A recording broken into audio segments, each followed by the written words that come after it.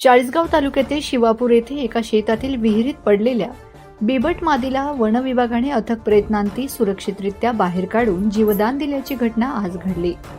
मिळालेल्या माहितीनुसार मौजे शिवापूर तालुका चाळीसगाव येथील शेतकरी अशोक नामदेव राजपूत यांच्या गट क्रमांक 137-2 मधील शेतातील विहिरीत शिकारीच्या शोधात आलेली बिबट मादी पडली होती।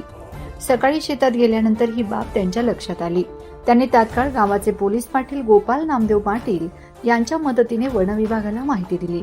घटनेची माहिती मिळताच वन परिक्षेत्र अधिकारी कोमल पिंडकुरवार यांनी तात्काळ पथकासह घटनास्थळी धाव घेतली।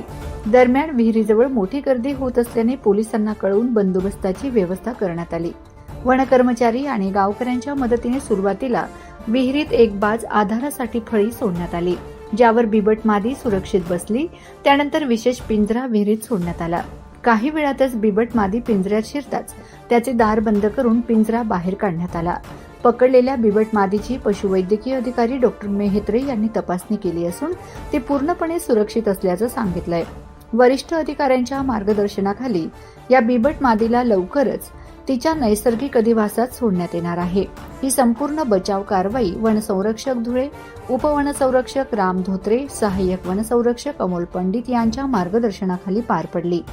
यामध्ये वनपरिक्षेत्र अधिकारी कोमल पिंडकुरवार, वनपाल सागर पाटील व सेवी पाटील तसेच वनरक्षक ललित पाटील व रवींद्र पवार, वनमजूर आणि स्थानिक नागरिकांनी मोठे सहकार्य केले।